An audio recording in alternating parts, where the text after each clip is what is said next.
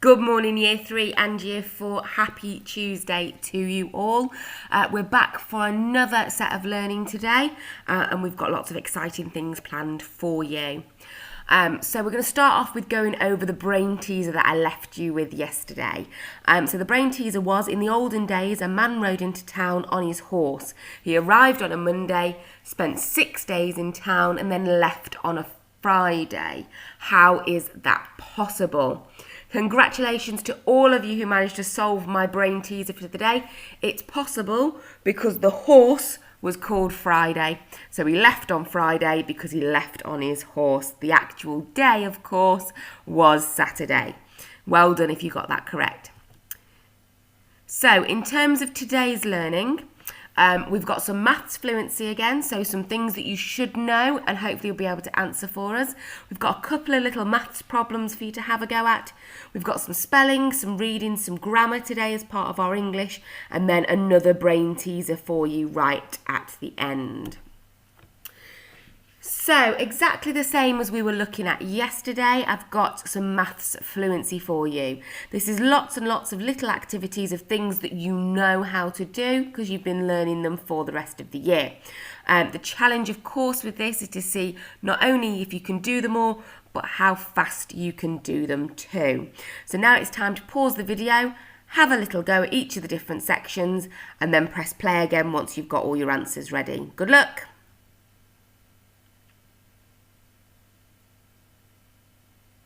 Brilliant, welcome back, and here are your answers. So section 1 this morning was all about adding up. We're expecting these perhaps to be done with our written method for addition, and remembering in order to find the difference here, you are going to start with your 515 minus your 215 to find out that missing number was 300. Moving on to section 2, we've got some fractions today. So remembering that we divide by the number that's at the bottom of our fraction, our denominator. So 27, divide that by 3 and you'll get your answer of 9. Exactly the same here. Dividing this time by 10, so 50 divided by 10 giving you 5, but we want 2 of those 10s, 2 parts, 2 to 5, sorry, and that gives us that answer of 10 in total. Our clock now for section 3. So the time on the clock is 8 with our hour hand, and then our minute hand is 5, 10, 15, 20, 8, 20.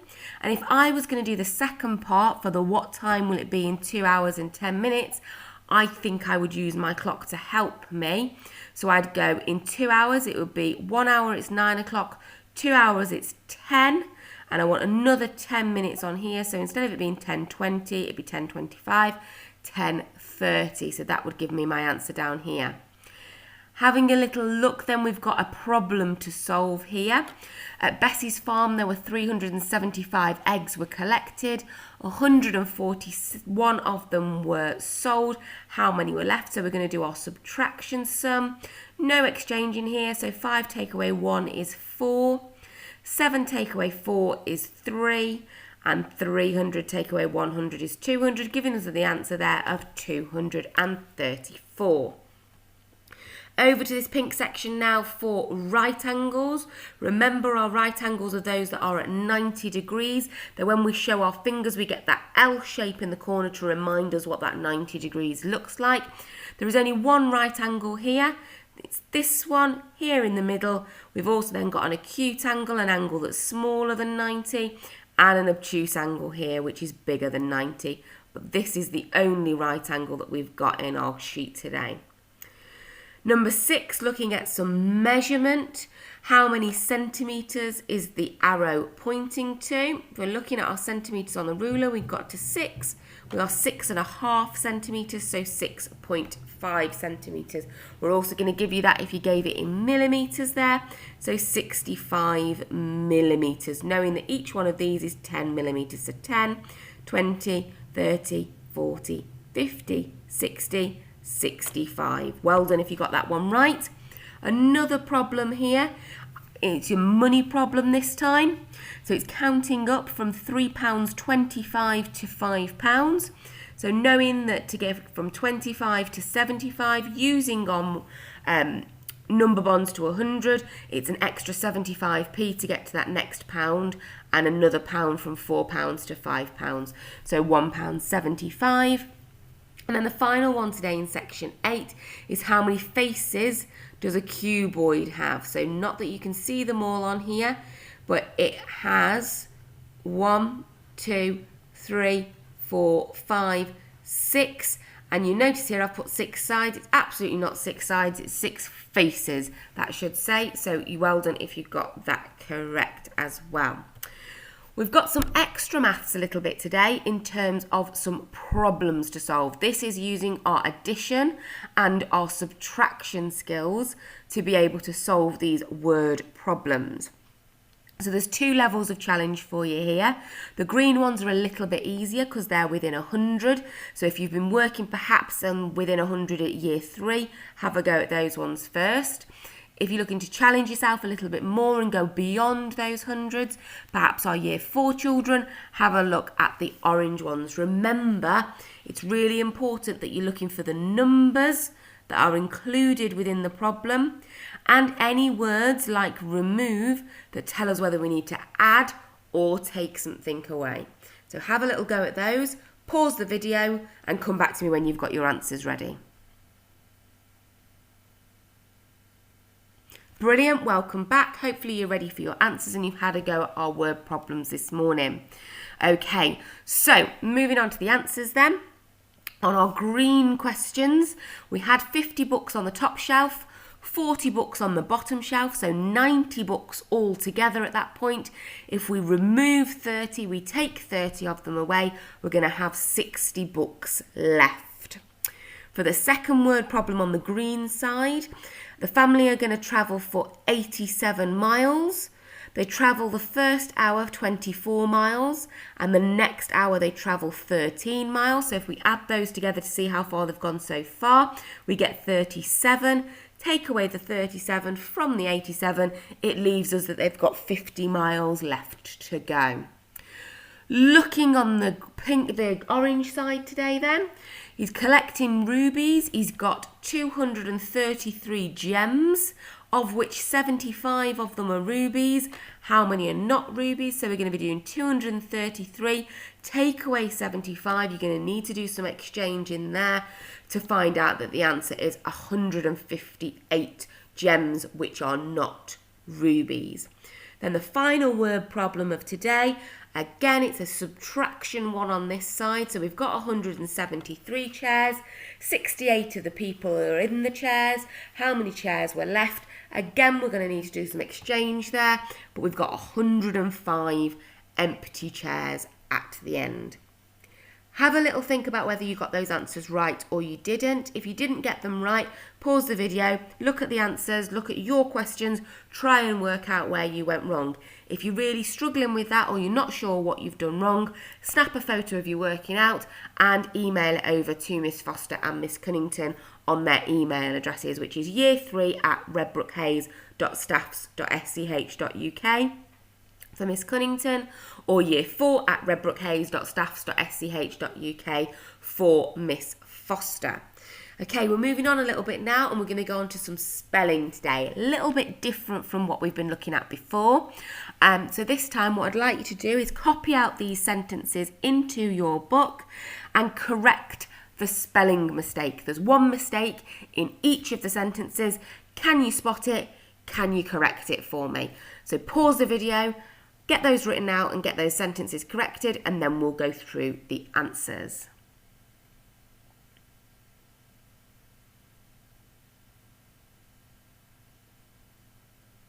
Absolutely super. Well done, everybody. Welcome back. Hopefully you've been able to spot the spelling mistakes and you've been able to correct them, either using your knowledge of these key words that we've been practicing in year 3 and year 4, or if you didn't know them, perhaps you've used a dictionary to help you. But either way, hopefully you spotted those spellings. So let's have a little look at the answers then. So the first sentence, the three little pigs began to build their houses. The spelling that was incorrect was build, because we'd forgotten that U. So hopefully you've got the correct spelling of B-U-I-L-D in that sentence now. The second sentence was, I can't decide whether to have cheese or ham pizza. Yum yum. Hopefully you'd realise that the word decide was spelt incorrectly, and you've got the correct spelling, which is D-E-C-I-D-E. Third sentence then was, my brother thought it was too early to get up for school. The incorrect spelling in this one was early. Hopefully you've corrected it to E-A-R-L-Y. The fourth sentence today, get in a group of 4, said Miss Foster. Hopefully you've remembered to keep those inverted commas, those speech marks around your text as well. But the word that was spelt wrong was group. It was the wrong oo sound. So hopefully you've corrected that to G-R-O-U-P. The final one today was Miss Cunnington rode her bicycle to work yesterday. Bicycle had a very strange spelling. This is one of those key Year 3 and Year 4 words, so I'm hoping that you've all learnt that one and you've corrected that to B-I-C-Y-C-L-E.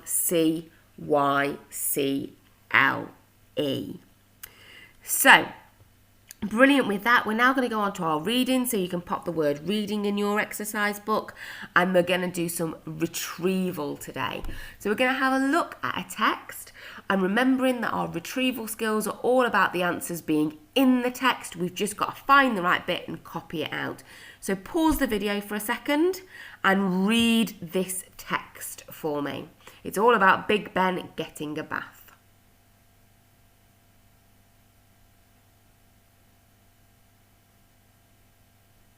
Okay, fantastic. Hopefully you've all had a chance to read that through. If not, pause the video and make sure you've read it. And we're going to go on to our retrieval questions today. Remembering that retrieval is where you just find the answer in the text. All of these answers should be there. I'll give you a bit of a hint and a clue before you get started today. That question number 2, what year was Big Ben last cleaned, is probably the trickiest question on here today. So if you're getting a bit stuck, maybe leave that one, come back to it at the end. But that one's got a little bit more about using your brain. The answer's not quite clear within the text. So have a little read through of the text again. Answer each of those questions for me. You're going to answer those in your book. I'd like them in full sentences if you can do, please. And then when you're ready and you've got your answers, unpause the video and we'll go through them. So pause your video now and crack on with your retrieval questions, Year 3 and Year 4.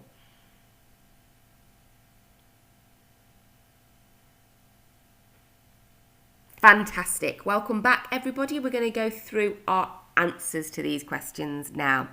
So, having a look at that first question, where is Big Ben? Well, it tells us in that very first sentence that people come from all over the world to London to visit Big Ben. So the answer to the first question is London. The answer to that second question, I said this one was a little bit more tricky for you. In what year was Big Ben last cleaned? It doesn't tell us the exact year, but it does say that it hasn't been cleaned for 4 years. So with this year being 2020, 4 years before that would be 2016. Okay, so the answer to the second one is 2016. Okay, a true or false question next. Over 250 pieces of glass were used in Big Ben. If we have a little look for that keyword glass, read around it. It tells us that 312 pieces of glass were used. So it is true that over 250 were used. Okay, the next question was all about the material that was used to make the hands of the clock. So again, looking at the keywords in the question, hands of the clock, coming over to the text, finding those keywords in the text, hands of the clock, and it says they were made in copper. The why then? Because it's lighter than other metals. How were the cleaners made sure that they were not in danger? Again, looking for some keywords of cleaners there. It makes sure they were safe because the clock's hands had been frozen in the midday position. They stopped the hands in order to keep the cleaners safe. Then the correct name for the building on the clock is on the top of is the Elizabeth Tower, and that's in this little fact box, this did you know over here.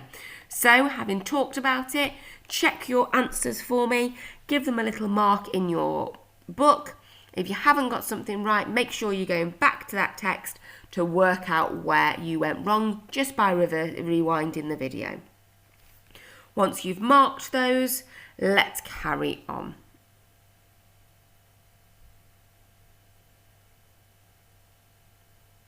Okay, so we're going to go on to our grammar section today, and we're going to be having a look at these kinds of words. So first of all, can you look at them?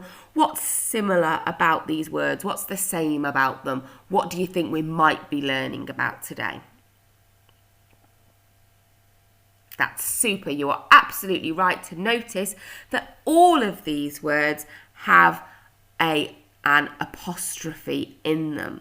And we're going to be having a little look and thinking about what this apostrophe is doing in each of these words. So if we have a little look at she'll as our focus word from those, and you'll notice that she'll is made up of two words. It's she and will. And when we squidge them together, when we shorten them, when we contract them, we get rid of a couple of letters. So these red letters here disappear. And because they disappear, we replace them with an apostrophe. So in these contracted words, that apostrophe is showing you where the missing letters should be. So instead of it being she will, it becomes she'll, and we've got that apostrophe in there to show us that we've got some missing letters. So let's have a little look and see if we can work these out. So have a look at these sentences below. Identify for me the 2 sentences out of these 5 that contain apostrophes where we are using an apostrophe to contract, to shorten 2 words and make them into one together. Pause the video, identify them, see if you can work out which 2 words they were before they became that joined contracted word. Pause your video.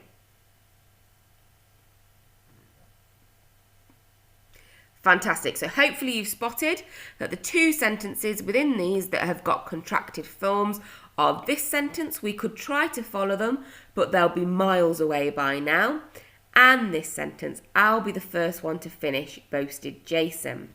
So in this sentence here, they'll is used instead of using the words they will. And remembering that the apostrophe is there because some of our letters are missing. The W and the I of will are missing, so therefore we've got the apostrophe in its place instead.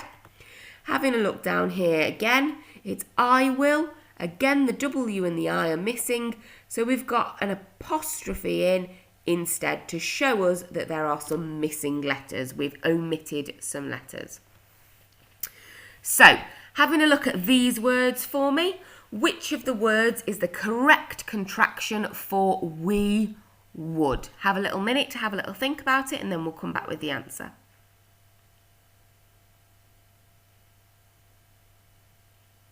Okay, hopefully you've had a little look at them. The correct contraction for we would is this one here, weed.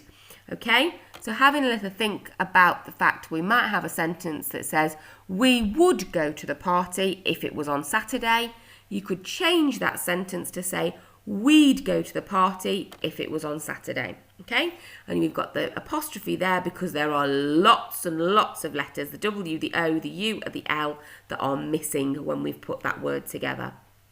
Okay, so can you think of the 2 words that make up we're? Okay, so if I was going to say we're going to the party, what 2 words could make up we're? Have a little minute to think and then come back.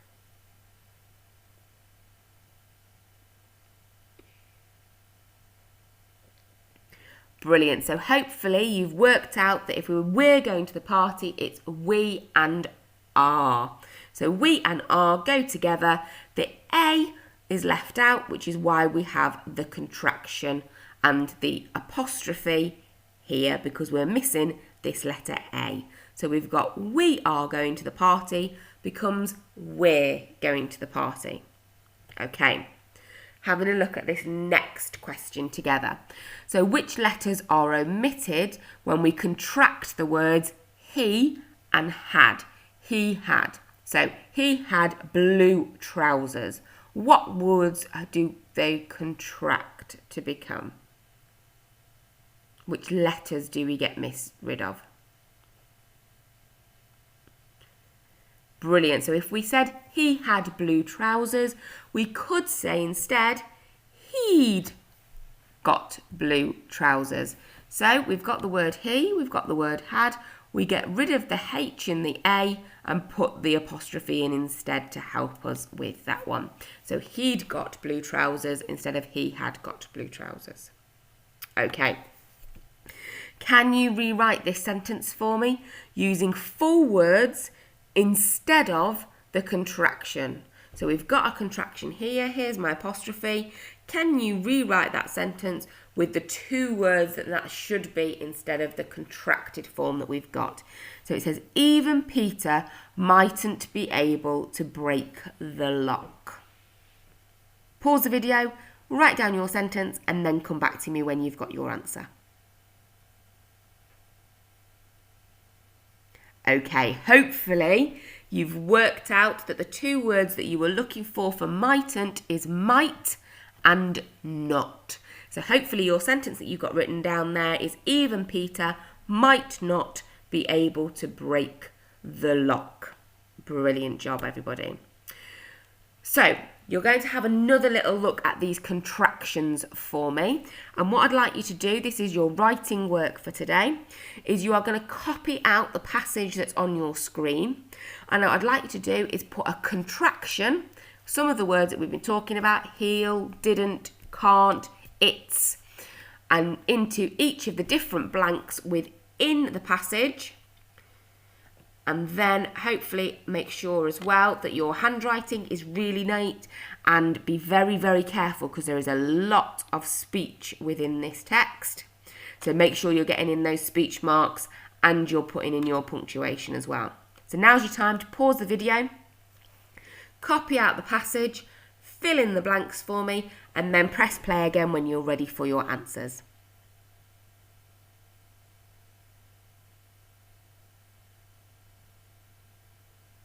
Welcome back, everybody. I can't wait to see some of your beautiful handwriting that you've copied that passage out with, and hopefully we're going to be able to spot now those contractions that you've put in, and you can mark your own when we go through the answers. So we start off with our passage, and it says, "Oh no," Johnny said, "I can't find my backpack anywhere." So we've got the contraction there of can't. Johnny's teacher, Mrs. Sparrow, came walking into the classroom. "Didn't you hang it up on the peg this morning?" she asked. "Yes," Johnny exclaimed. Mrs. Sparrow noticed a backpack that looked just like Johnny's hanging on a different peg. "Johnny, is this your backpack?" she asked. "No, that's Max's," he answered. Suddenly Mrs. Sparrow remembered that Max had left school early. His backpack should not be there. "Johnny," she said, "I think Max might have taken your backpack home with him." "It's not possible," Johnny exclaimed. "Why'd he take mine instead of his?" "It was probably a simple mistake. I'm sure," Mrs. Sparrow explained, "he'll probably bring it back. He'll probably notice when he gets home, and we can switch them back in the morning." You may have chosen different contractions to go in those different spaces. As long as they make sense, then that's absolutely fine. But if we just go through the ones that I've chosen, so can't being a contractive form of can and not. Didn't being a contractive form of did not. That's being a contractive form of that is. We've then got it's, which is a contracted form there of it is. We've got wide, which is why would. Again, lots of letters missing out there with our apostrophe. So why would he take mine instead of his? We've got I'm, which is the contracted form of I'm sure, I am. And then the final contraction we've got in this passage is he'll, he will. You might have noticed while you were writing that out as well that we've got some other apostrophes in this text. These blue ones, we've got Johnny's and we've got Max's. Hopefully, thinking back to all the learning that you've done in the classroom, you will understand that these apostrophes are not contractions. I didn't get rid of them in the text because they're an apostrophe, but they're used for a completely different reason. So thinking about these apostrophes, these are our apostrophes of possession. They show us in this text that the backpack we're talking about belongs to Johnny. It's possessed by Johnny. It belongs to him. And that the other backpack in this text as well belongs to Max. So it's showing us whose backpacks they are. We call those apostrophes of possession, whereas the ones we've been focusing on today are apostrophes of contractions. Okay, so final little challenge for you today is to have a little look at Zach and what he thinks is the right contractions for he, it, has, and it is. And see if you think he's right and can you explain. So pause the video, write down what Zach says and your explanation as to whether he is right or not.